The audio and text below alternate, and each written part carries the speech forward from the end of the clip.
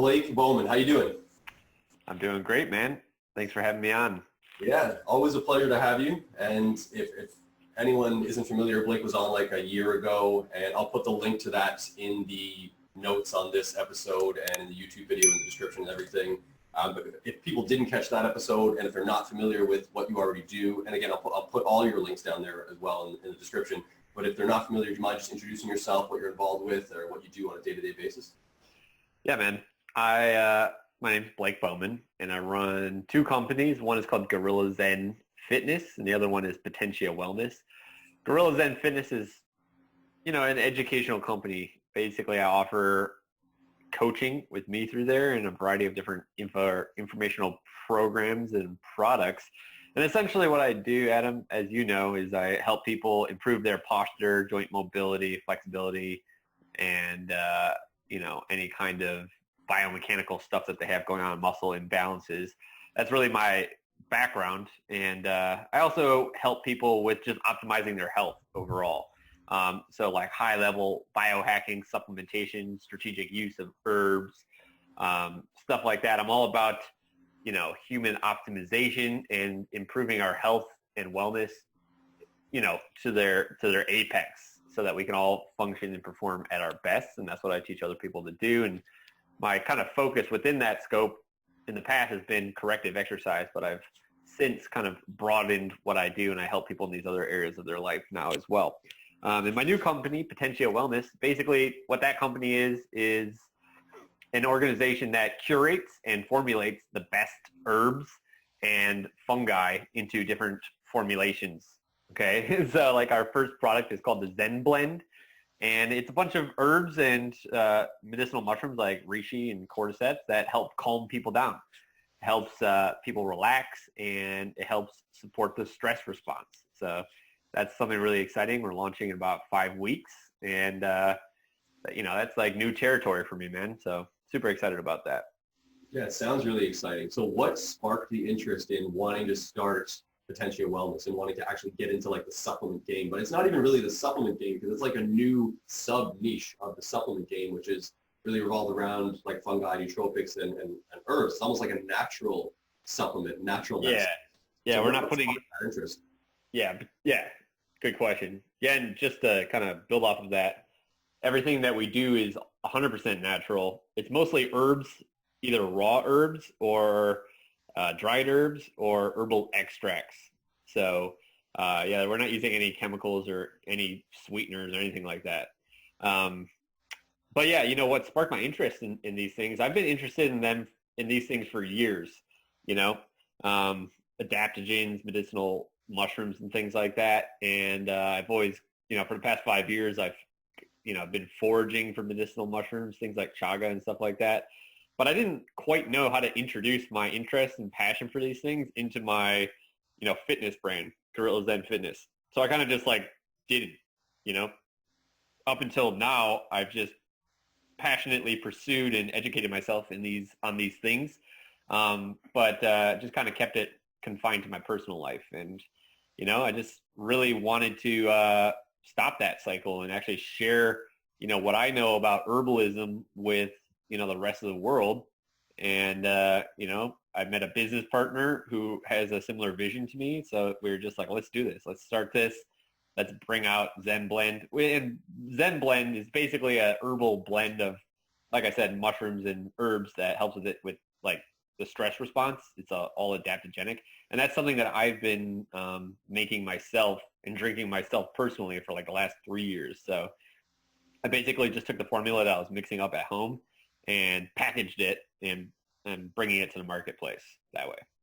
Well, now, do you feel that corrective exercise, what you were initially doing prior to getting into Potentia Wellness, do you find that corrective exercise was just not sufficient enough to be an all-encompassing approach to optimizing one's lifestyle on a day-to-day basis? Because it seemed at the beginning of this discussion here, you mentioned that your goal is to really bring someone to that peak apex of performance and just health and longevity. So you find that the corrective exercise was just one facet of that, but you really needed to incorporate the supplementation, and through that natural means, you kind of goes hand in hand. Is that what your thought was?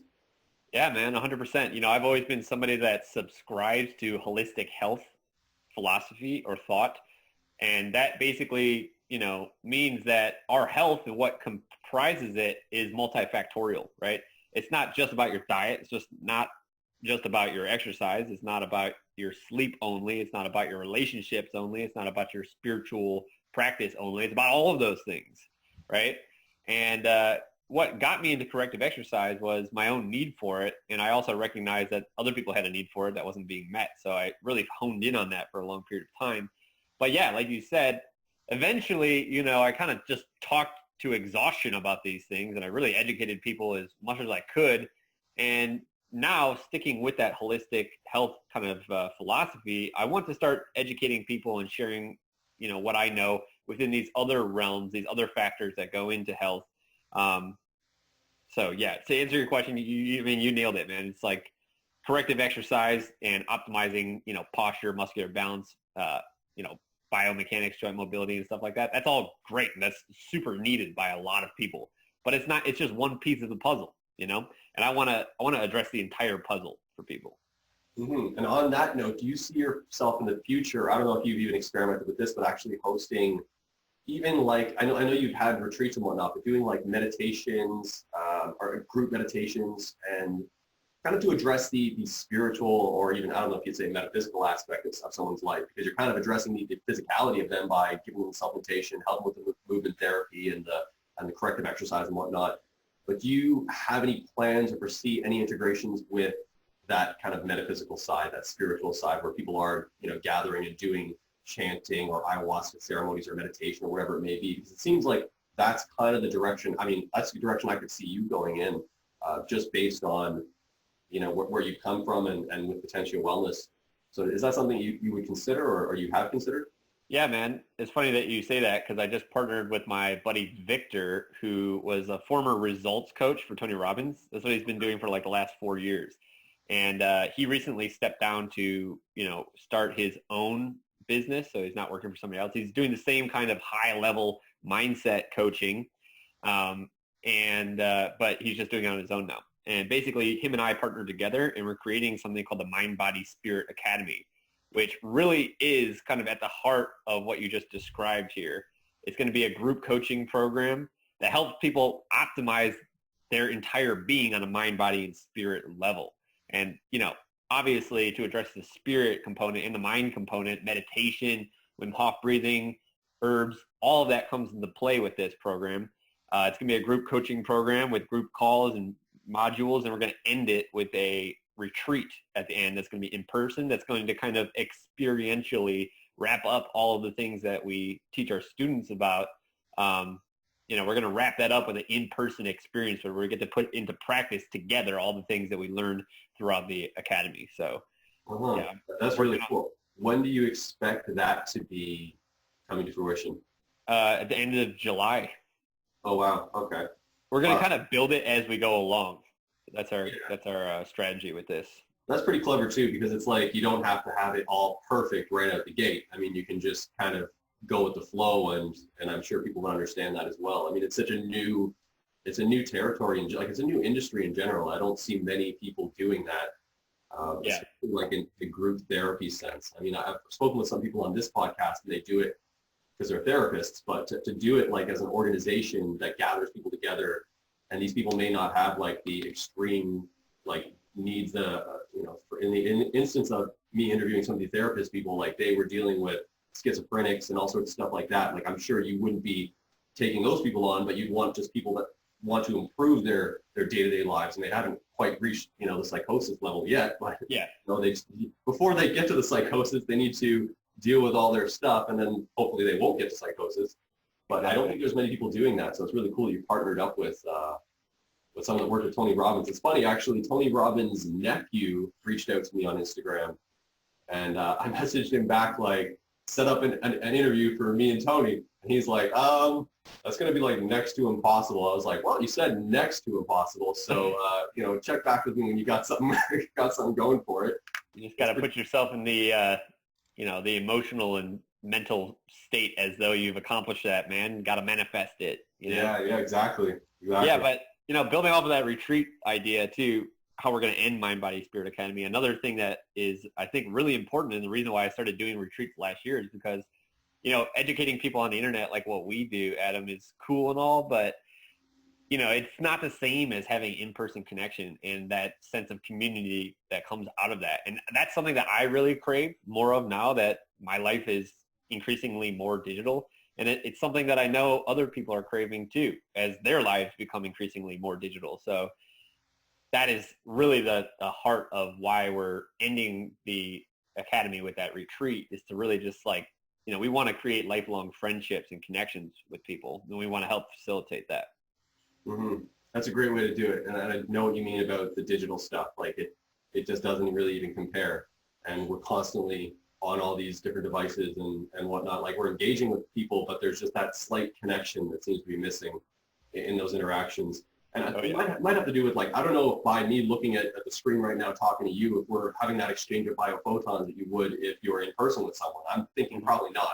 So you get a lot of those benefits from just being with someone, being with another human being, and just exchanging that. Just even if you just sat and stared into each other's eyes. There's actually a lot of group therapy practices where that's all they do. They'll just sit and stare for 5-10 minutes at a time. There's a book by Arnold Patent, You Can Have It All, and you might actually be interested in it as well.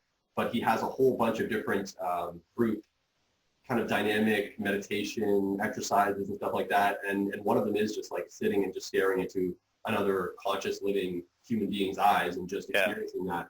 And it's really transformative for a lot of people. I mean, a lot of people even break down and cry because it's just so outside the realm of their normal day-to-day experience in the world that we've, been brought up in, especially with all this technological stuff. Like staring in someone's eyes is so obscure, but it's so common to be staring at these screens all the time. So it's really weird how things have turned that there's more people doing that than looking at each other. It seems really strange. Dude, that's so funny that you bring that up, because I've been doing these, as I don't know if you know this, but I'm recently single again, and I did see something on Facebook about that, but I didn't want to ask you about it. No, yeah, it's cool. The reason why I bring that up though is because I've been studying relationships and things like that, reading books about stuff related to social dynamics and things like that. And one of these books recommends this exercise where you make eye contact with people, like strangers, when you're walking. And I've been trying to do this, man. It's amazing how the lengths that people will go to avoid making eye contact with a stranger that they don't know. It's everybody is so uncomfortable with this now that it's almost impossible to do, man. I'll go to the mall or even the gym by me or anywhere social gathering where you would think it'd be somewhat normal and easy fairly to, lock eyes with somebody just for a moment or smile at them or something like that. It's not easy at all, man. People are not accustomed anymore to doing that. And it's very strange to see the public's aversion to it. I think it speaks to the fact that people are so isolated and stuck in these digital worlds nowadays that they don't know how to relate to people in the real world. Yeah, it's a great way to put it. And there's actually this new emerging niche on YouTube. I don't know if you've seen it, but it's called ASMR, which is it's to stimulate audio sensitive. I don't know what it stands for, but it's basically I find to give people that human type interaction, but through digital mediums. So it's if you look up some videos, people are just moving their fingers near the microphone, making sounds and whispering into the mic. It's they're doing all this stuff, and it's stimulating people to give them that real world experience, but through the digital screens and stuff. And it's really kind of trippy and weird, because if you get the same people and they go out and then they're walking down the street and Blake looks at them, they're probably going to be oh shit. Exactly. Trying to look away. It's really strange. And we got to be really careful with replacing human interaction with technology, especially as we move into the day and age of AI and sex robots and things like that. It's about to get crazy out there, man. And I think anybody with a discerning eye knows that that's not the direction that we really ultimately want humanity to move in. Yeah, but do you find that to be inevitable? We have individuals such as yourself that are creating, these group dynamics where you actually want to get people physically there. But do you feel that it's like a tsunami of this technological wave? Do you find that it's just overwhelming and it's it's going there regardless? I think most people will enter into that world. I don't think everybody will. Yeah. Do you think there's going to be fringe dwellers that are just going to be fuck that whole thing and go in the complete opposite direction. I kind of 100%. like a Mad Max situation where like people just scrap technology entirely. Like it'll get to that point where it's just so ridiculous that you have to unplug. Yeah, I've talked about this with my buddy Brian Hardy. Both he and I kind of believe that there's going to be like a schism, a separation of humanity. And like some people are going to step into that like new digital age more, and they're just going to fully plug into the matrix, and other people are going to see what's happening and go the opposite direction. So you're going to get like a division occurring.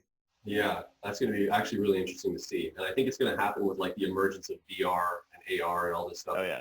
It's going to happen way sooner than we think, maybe. Right? It's going to happen way sooner than we think it will. Yeah. Even with like Elon Musk's Neuralink and all that stuff to like plug directly into the brain. I've polled random people on that. It seems like a lot of people would actually do it, surprisingly. Like whenever I do an Instagram vote or anything like that, I always think, the majority are not going to be willing to plug in stuff to their brain. It's like, no, they all seem to be fine with it. I don't know why. It's like you said, or when you asked me if I think that people are going to move there, I think the majority of people will. The majority of people will opt for that. They'll get 5G phones.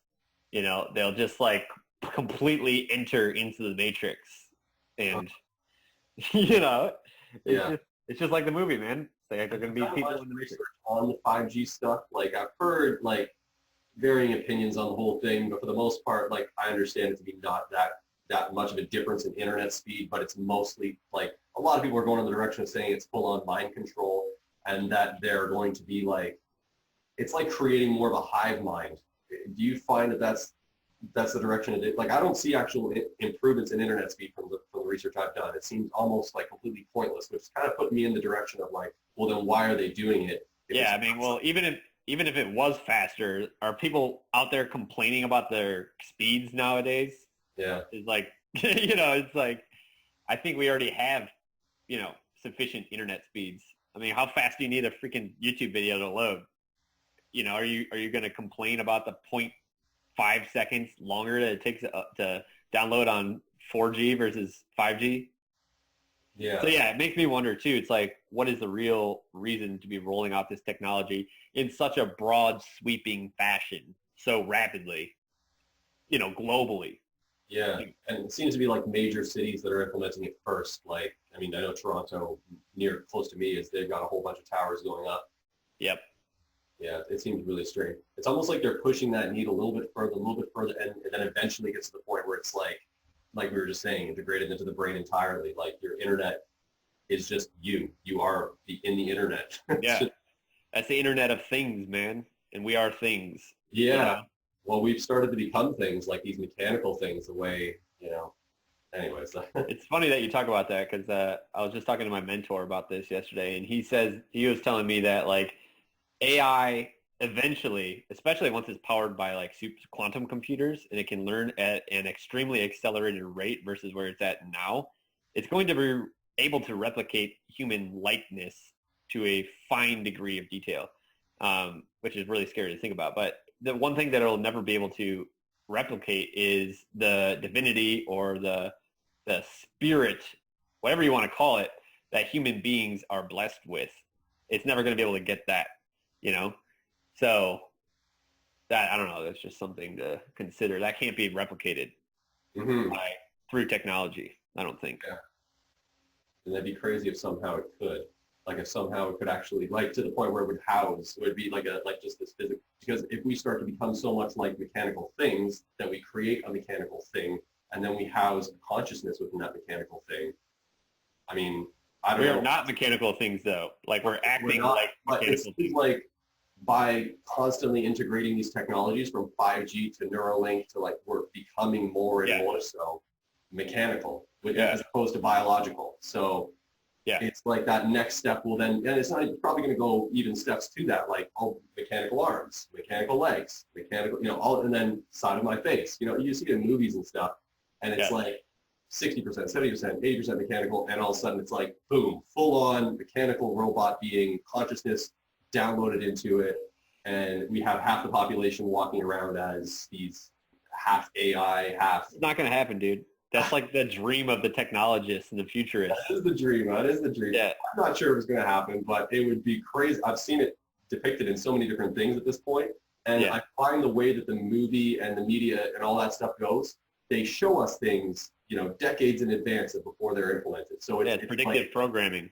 yeah, and you could even see that with like the 9/11 Twin Towers stuff. Like prior to that, leading up to it, there was all these like things of towers blowing up, like for years leading up to it. And there's a whole bunch of conspiracy theories around that, but it just wouldn't surprise me. And I think it wouldn't surprise me because it's already been shown to me so many times now. It's like, oh, there's that thing that we saw. So it's not that abstract anymore, and we just become so like comfortable with it. Yeah, that's definitely the case for AI and transhumanism is what I think they call that, where you're putting technology. I mean, that's what Terminator is all about. The Matrix. They're like literally showing you what the future is going to entail and desensitizing you to the dramatic differences between that reality and this reality. So when that reality comes, you just accept it because you've already seen it and been programmed to accept it. Yeah, desensitization. That is the word that I was thinking about. Yeah, very true. So I actually want to ask you something that it may be a little bit outside the realm of your experience, but you deal with a lot of people online because you have your YouTube channel and you have your Instagram. How many YouTube subscribers do you have right now?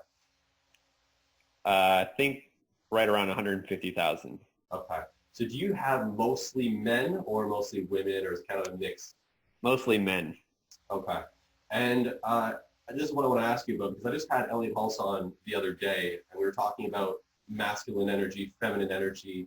And I don't know if you keep up to speed with his work, but he's really pushing hard on this like masculine men becoming men campaign.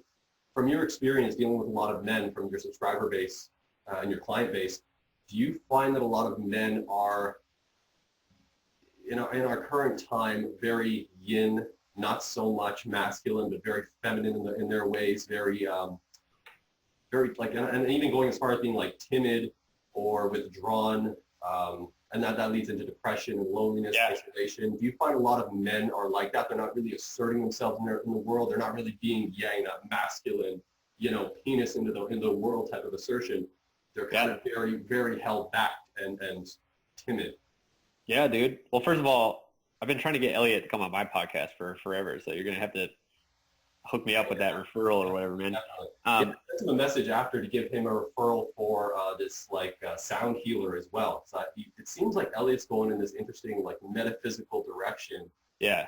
So yeah, it's like. Well, yeah, I think you and we've always been fans of his work, and he lost a lot of fans, I guess recently through this transition, even though people that really I think were fans of his work never really saw it. This is not really a transition. It's kind of like always what he stood for. But I love what he's talking about nowadays, and I agree with it 100%. And actually, this is an area that I've studied a lot of. I've studied David Data's work. He wrote The Way of the Superior Man, and he talks a lot about sexual polarity in there, and how men their natural essence is to channel masculine energy, and females are supposed to naturally channel feminine energy, and that's not always the case. Sometimes you get really feminine men, sometimes you get really masculine women, and it's rare that somebody like a female will have 100% feminine energy, and it's rare that a man will have 100% masculine energy. But typically, men, harbor masculine energy. Females, harbor female or feminine energy as a whole, speaking in terms of humanity. But yeah, I think that what you're talking about is a very real thing that's happening on a physical, spiritual, and mental plane, right? Physically, we're being bombarded with synthetic female sex hormones from every angle, right? Plastics. We got phytoestrogens in our food from soy and things like that. Plastics are a big one, and other chemicals in the food supply. There's a lot of these, chemicals are xenoestrogens. They function like estrogen, and they have an effect of feminizing you, right? So when you consider that is so, that's inundating everybody within the system. When you think about media talking about men and using terms like toxic masculinity and teaching men that it's bad to display masculine characteristics, when you start to consider like every area that men are under attack from, it's no wonder that the result of this is men moving away from their own masculine center and becoming more feminine. And you see the exact opposite happening in females, right?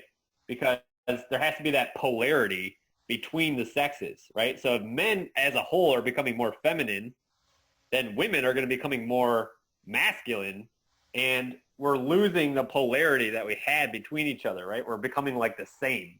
Yeah. Women are becoming more masculine, men are becoming more feminine, and there is no attraction between the sexes because we're all too alike nowadays, right?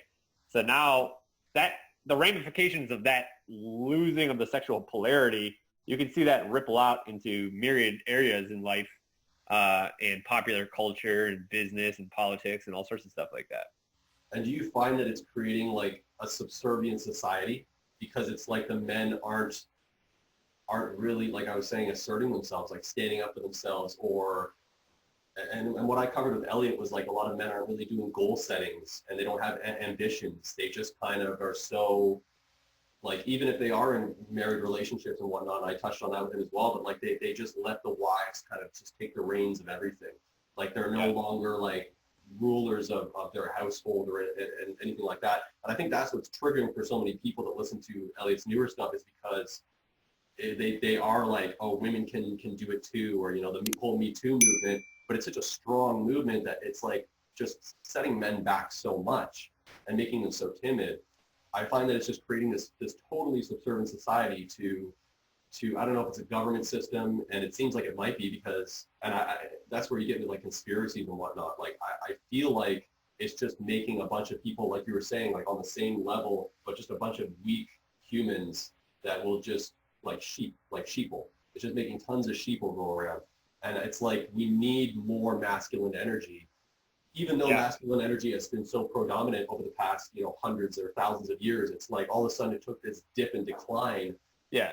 And yeah, I agree, man. I mean, we need more masculine energy. And I think a lot of the backlash out there and what people are labeling toxic masculinity is that shadow form of masculinity, right? It's like men that are acting real macho and tough and stuff like that and doing nefarious acts under the guise of being masculine. You know, there's not that many people out there doing that kind of thing, right? Your average man is a good dude, right? Your neighbor, your coworker.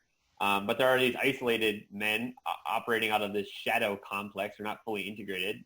You know, Elliott talks a lot about, and I know he was influenced a lot by this book, King, Warrior, Magician, Lover. I read that a couple of years back after hearing him talk about it. And that book breaks it down. That book, the authors talk about male, you know, psychological archetypes and how they develop. And oftentimes men will physically age, but they don't mentally develop and age in accordance with their biological age. And you got these men walking around, you know, or you got these boys walking around in men's bodies displaying all these toxic masculine traits. And then our society rebels against these people and says, this is bad. All masculine is bad, even though that's not even masculine in its full form. That's some sort of perverted dark side of the masculine. Just like, you know, there's a perverted dark side of the feminine too.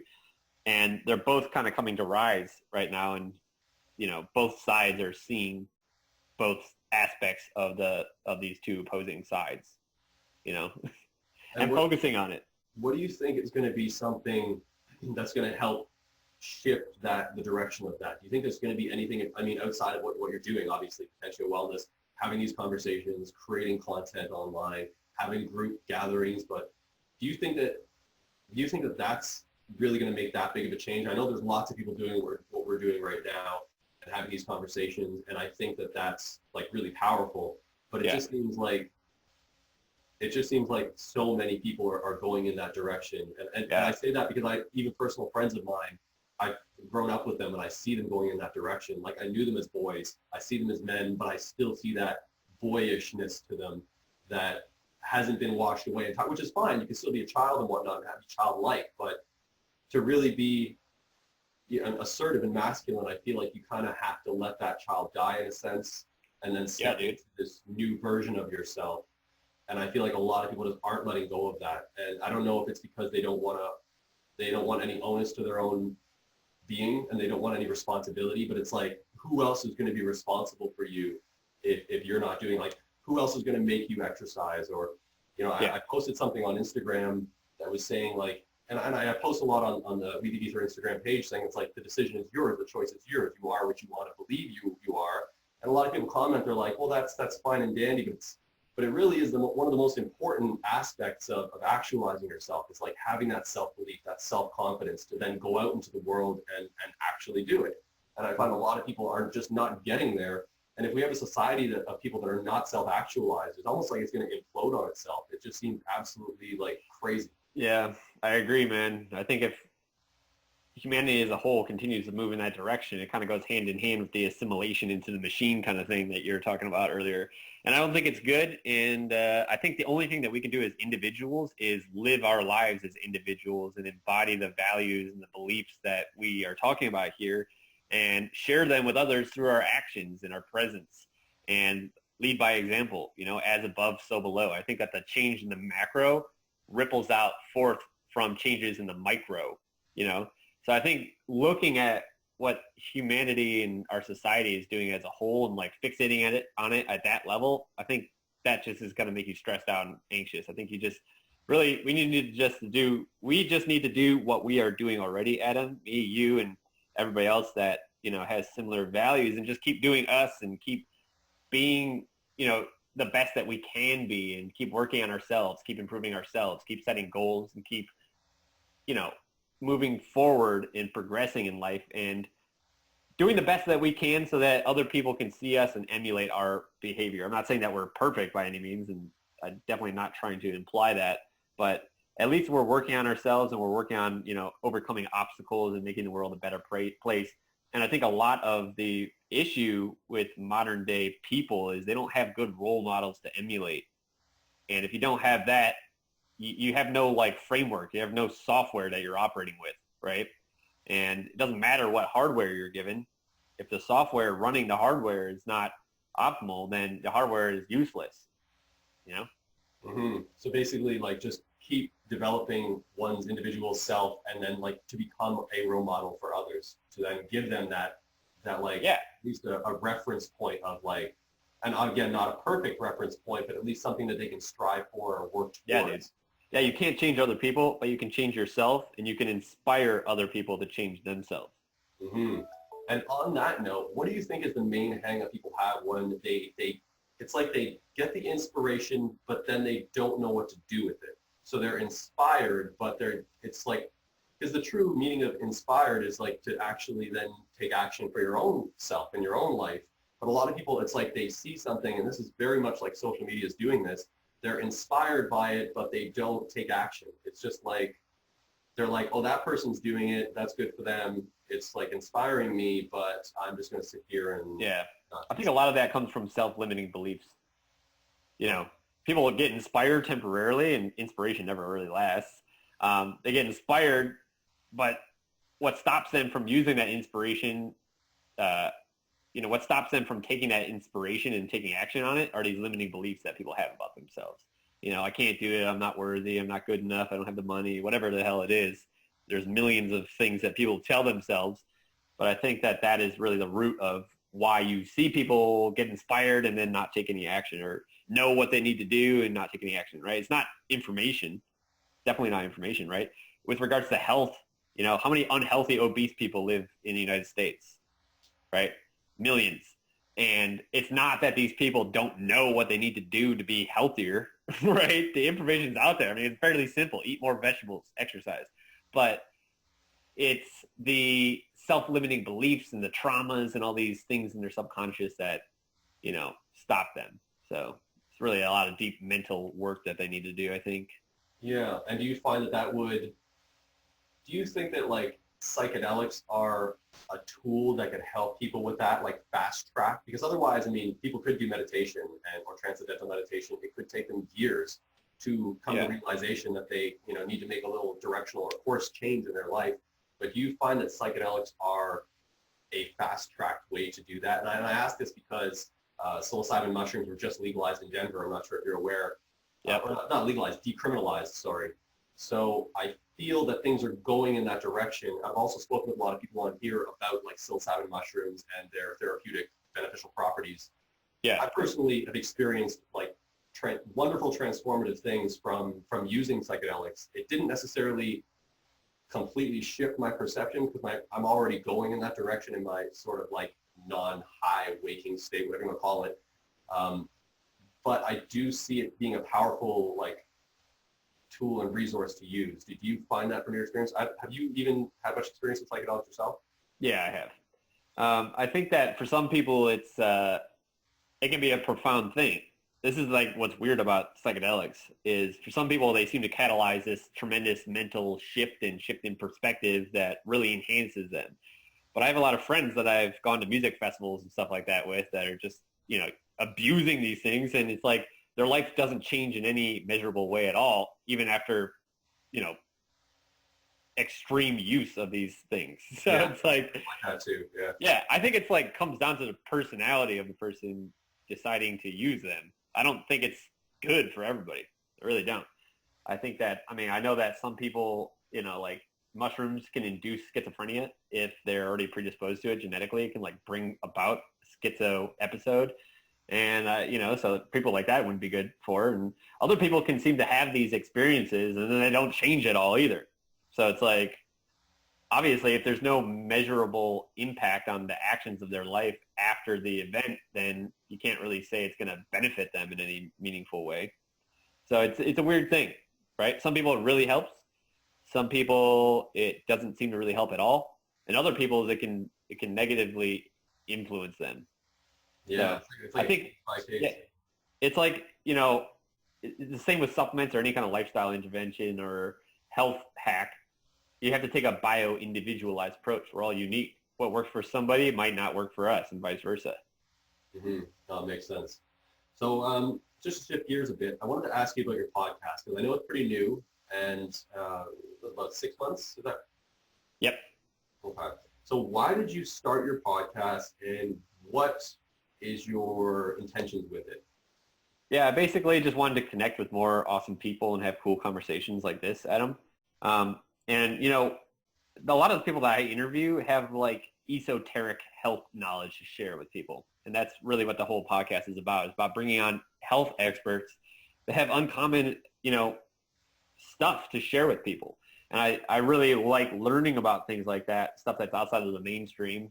Just, I guess, my personality and, my podcast kind of appeals to those people. So I don't get people on talking about like intermittent fasting or any of these kind of like basic things that, you can hear about or see 10,000 YouTube videos on. I bring on experts that have very life-changing, profound health information to share that is not stuff that you can read about in, very easily on Google or see in a YouTube video. Mm-hmm. So what, like, just an example of one of your recent guests, what do they specialize in? Well, one of my guests was Chris Story of Primal Alchemy UK. This dude is he lives in the UK. He runs an amazing supplement brand with he like makes protein with all sorts of adaptogenic herbs in it and things like that. And it's all grass-fed. It's like primo stuff. But he's also has a really interesting background. He's like the highest ranking Freemason in the world for his age. Okay. And he has like all this like weird esoteric, like crazy, like occult knowledge and all this knowledge from yoga. And he was just like saying all sorts of crazy stuff on my podcast, man. Like telling me about like doing a headstand on the wet earth in the morning while sun gazing so that your head is like connected to the earth and you're getting like grounding directly into your like crown chakra and you're like opening your like third eye for the light coming into it's just like, it was like crazy, Yeah. And, but yeah, that's the kind of stuff that, some of my guests talk about. Other guests are like more traditional, like doctors and things like that. Like my friend, Dr. Nasha Winters came on. She's a big advocate for using the ketogenic diet as an adjunct therapy for cancer treatment. So just people from all walks of life, people coming on to share valuable information that, like I said, you don't really hear all the time. Yeah, that sounds really cool. So that the headstand thing sounds really interesting. It seems like it could make sense. I'm all about grounding. I mean, what were your thoughts on that one when he said it? It's one of those things, like, you got to try it a few times. I've been trying it. Okay. It feels great. I mean, just like a headstand feels great, being in the sun feels great. So it's like, and being grounded feels great. So if at the very least you're just combining those things, even if they don't really have, Right. synergistic effect, it's still like pretty awesome to do. Yeah. We haven't been getting much sun, as I said, so I'll wait, and the second it peeks through the clouds, I'll get out there on my head and on a wet ground and make it happen. I got the long hair too, so I'll just like have that going all into the grass and shit. Yeah, you can just like plug it in like Avatar. Yeah, that's what I'm thinking. Yeah. Maybe dig a little hole and like put your head in there. Yeah. That's like Avatar, right? They have the long, they plug it into the animals and shit. Yeah. That's why I'm growing it. Really, to be honest, I want to be Avatar. You want to jump on a horse's back and then like get your hair to mesh with the mane of the horse so that you can control it with your nervous system. That's where I'm going, actually. Yeah. Adam, I want to let you know, bud, I got to go in like 2 minutes here, man. Just, okay, no problem. I just want to wrap it up. One more quick question. Because you're basically self-employed, you're an entrepreneur. So what would you suggest for people that want to get out of that like 9-to-5 cubicle type of situation and be more free, pursue their dreams?